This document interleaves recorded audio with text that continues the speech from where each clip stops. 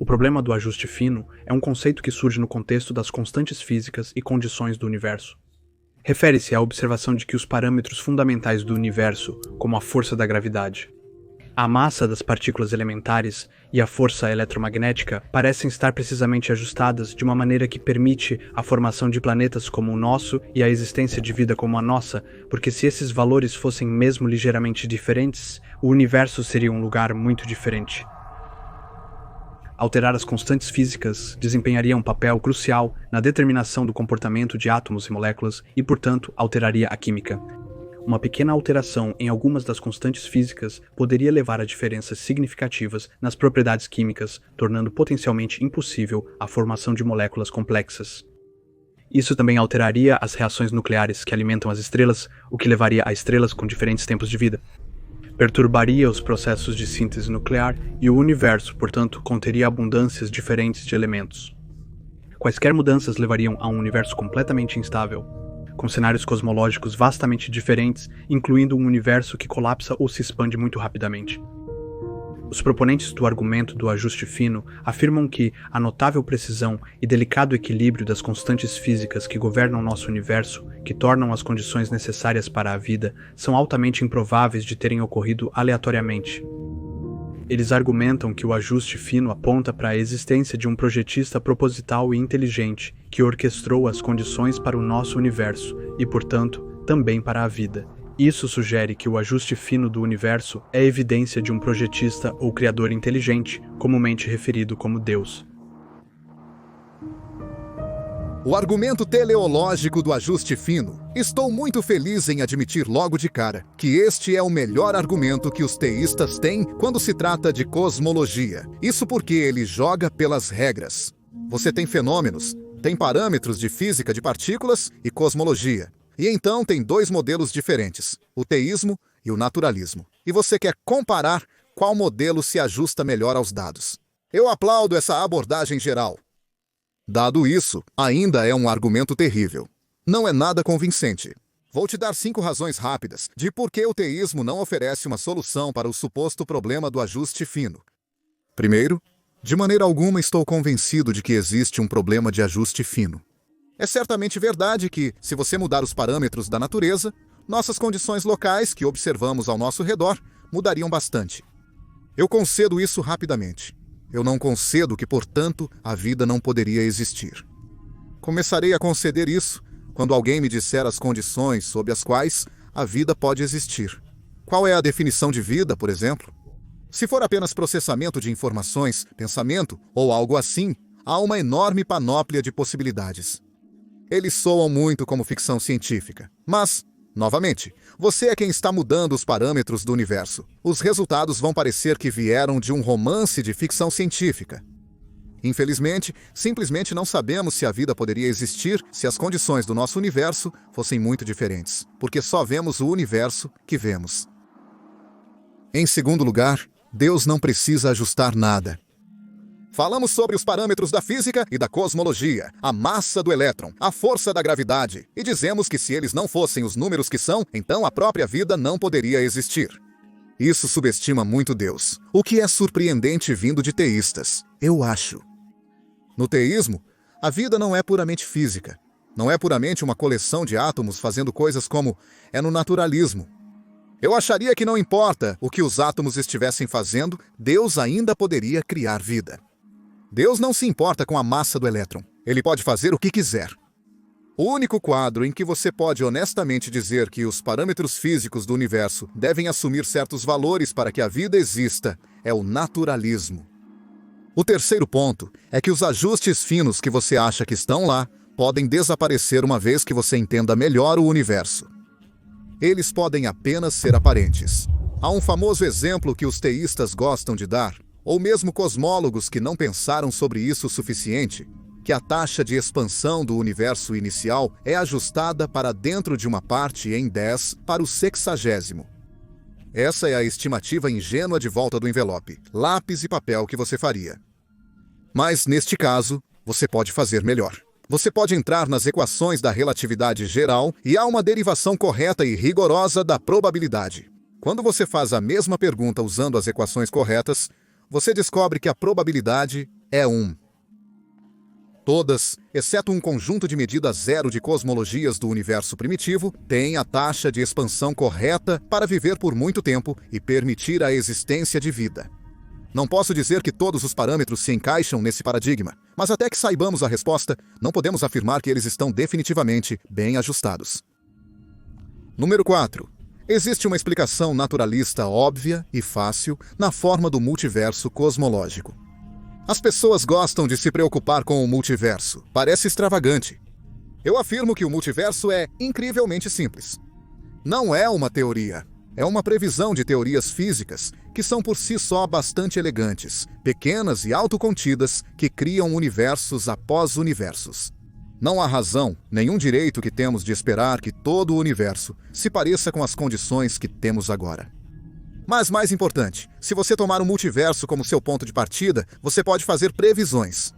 Vivemos em um conjunto e deveríamos ser capazes de prever as probabilidades de que as condições ao nosso redor assumam diferentes formas. Então, em artigos de cosmologia que lidam com o multiverso, você vê gráficos como este, que tentam prever a densidade da matéria escura dadas outras condições no multiverso. Você não vê gráficos como este em artigos teológicos tentando dar crédito a Deus por explicar o ajuste fino, porque o teísmo não é bem definido. Quinto e mais importante, o teísmo falha como explicação. Mesmo que você pense que o universo é ajustado de maneira precisa e você não acha que o naturalismo pode resolver isso, o teísmo certamente não resolve. Se você pensou que sim, se você jogou o jogo honestamente, o que você diria é: aqui está o universo que eu espero que exista sob o teísmo. Vou compará-lo aos dados e ver se se encaixa. Que tipo de universo esperaríamos? E eu afirmo que, repetidamente, o universo que esperamos corresponde às previsões do naturalismo, não do teísmo. Então, a quantidade de ajuste, se você pensasse que os parâmetros físicos do nosso universo foram ajustados para permitir a existência de vida, você esperaria ajuste suficiente, mas não demais. Sob o naturalismo, um mecanismo físico poderia ser superajustado por uma quantidade incrivelmente grande, que não tem nada a ver com a existência de vida, e é exatamente isso que observamos. Por exemplo, a entropia do universo primitivo é muito menor do que precisa ser para permitir a vida. Você esperaria sob o teísmo que as partículas e parâmetros da física de partículas seriam suficientes para permitir a existência de vida e ter alguma estrutura que foi projetada por algum motivo. Enquanto sob o naturalismo, você esperaria que eles fossem meio aleatórios e uma bagunça. Adivinha? Eles são meio aleatórios e uma bagunça. Você esperaria sob o teísmo que a vida desempenhasse um papel especial no universo. Sob o naturalismo, você esperaria que a vida fosse muito insignificante. Espero que eu não precise te dizer que a vida é muito insignificante no que diz respeito ao universo. Aqui está uma fotografia do telescópio espacial Hubble de algumas centenas entre as centenas de bilhões de galáxias em nosso universo observável. A explicação teísta para o ajuste fino cosmológico pede que você olhe para essa imagem e diga: eu sei porque é assim. É porque eu ia estar aqui, ou nós íamos estar aqui. Mas não há nada em nossa experiência do universo que justifique o tipo de história lisonjeira que gostamos de contar sobre nós mesmos. Então, o argumento do ajuste fino é baseado em algumas coincidências aparentes na física, que são genuinamente intrigantes. E eu concederia isso a ele, que se há uma coincidência fisicamente inexplicável das constantes fundamentais da natureza, cujos valores têm que ser precisamente ajustados dentro de uma ampla gama de outras possibilidades disponíveis para tornar um universo complexo possível, então, isso constitui um fenómeno que muito naturalmente convida à explicação em termos de um projetista em escala cósmica. Mas eu também vejo boas razões para cautela e modéstia aqui. Primeiro, devemos ter cuidado com nossa tendência natural de ver propósito nas coisas muito facilmente. Isso pode nos tornar maus juízes do que é uma coincidência impressionante e do que não é. Em segundo lugar, só temos experiência deste universo. Portanto, até mesmo fazer sentido de afirmações probabilísticas cósmicas é problemático. Nossos experimentos e observações têm um tamanho de amostra de 1. E realmente não temos ideia da gama de possíveis cenários alternativos. Em terceiro lugar, não podemos descartar que alguma explicação mais profunda será encontrada para quaisquer coincidências aparentes. Por exemplo, a teoria da inflação cósmica de Guth pode explicar algumas delas. Pode haver múltiplos universos, como um conjunto mundial, uma sequência em evolução, ou um complexo de universos bolha, cada um com seu próprio Big Bang e condições diferentes. Então, não seria surpresa alguma que observadores tenham evoluído apenas naqueles universos que são propícios à vida. Em quarto lugar, a física na qual todo esse argumento se baseia é jovem, incompleta e radicalmente imperfeita. Faz menos de 100 anos desde que a relatividade geral e a mecânica quântica, nossas melhores teorias do grande e do pequeno, foram desenvolvidas e ainda não temos como reconciliá-las entre si. A teoria tenta isso e especula que o universo tem 11 dimensões para facilitar isso, mas ainda tem um longo caminho a percorrer e é amplamente vista com ceticismo divertido por físicos experimentais. Ainda pior, mal se passaram 30 anos desde que a existência da matéria escura foi corroborada e apenas 13 anos desde que a energia escura foi postulada. Ainda não temos muita ideia do que seja qualquer uma dessas coisas, mas a análise dos últimos dados do espaço sugere que 72,8% da massa do universo é constituída por energia escura e 22,7% por matéria escura.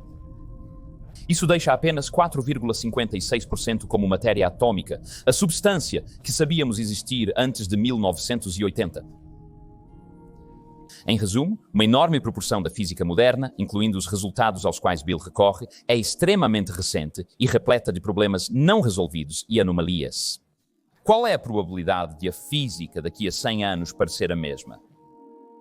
Deus não precisa trabalhar dentro de algo como as regras físicas existentes para criar o universo. Ele pode inventar e impor quaisquer regras que quiser e saber infalivelmente, sem sequer ter que experimentar exatamente quais serão suas consequências. Então, se o principal objetivo dele era criar um universo finamente ajustado para o desenvolvimento da vida inteligente, temos que dizer que ele não foi muito eficiente. Aparentemente, levou quase 14 bilhões de anos apenas para produzir uma espécie capaz de se relacionar com ele. Para colocar isso em perspectiva, se pensarmos no tempo desde o Big Bang como um ano, então a idade do bronze inicial foi há 11 segundos e a vida de Jesus de Nazaré mal durou 4,6 segundos. Além disso, de acordo com a física na qual o argumento do ajuste fino se baseia, até mesmo todo o período em que as estrelas e planetas existem será completamente dominado pelo período muito mais longo dos buracos negros. Considerando isso como um ano, a vida do homem neste planeta seria uma fração inimaginavelmente pequena de um picosegundo. Grandes avanços na ciência geralmente envolveram ter que pensar em coisas que não poderíamos ter pensado antes. Pense na mecânica quântica. Pense na curvatura do espaço, na teoria da relatividade. Qual a probabilidade de que a primeira coisa que vem à mente primitiva, ou seja, um agente que fez isso, seja a resposta para a nossa mais... difícil questões científicas. Immanuel Kant famosamente disse que nunca haverá um Isaac Newton para uma lâmina de grama. Em outras palavras, claro, você pode encontrar alguma explicação física para o movimento dos planetas, mas nunca para algo tão esquisitamente organizado e complexo como um organismo biológico. Exceto, é claro, que Charles Darwin então foi e fez exatamente isso. Podemos parafrasear a mensagem do Dr. Craig dizendo que nunca haverá um Isaac Newton para o cosmos.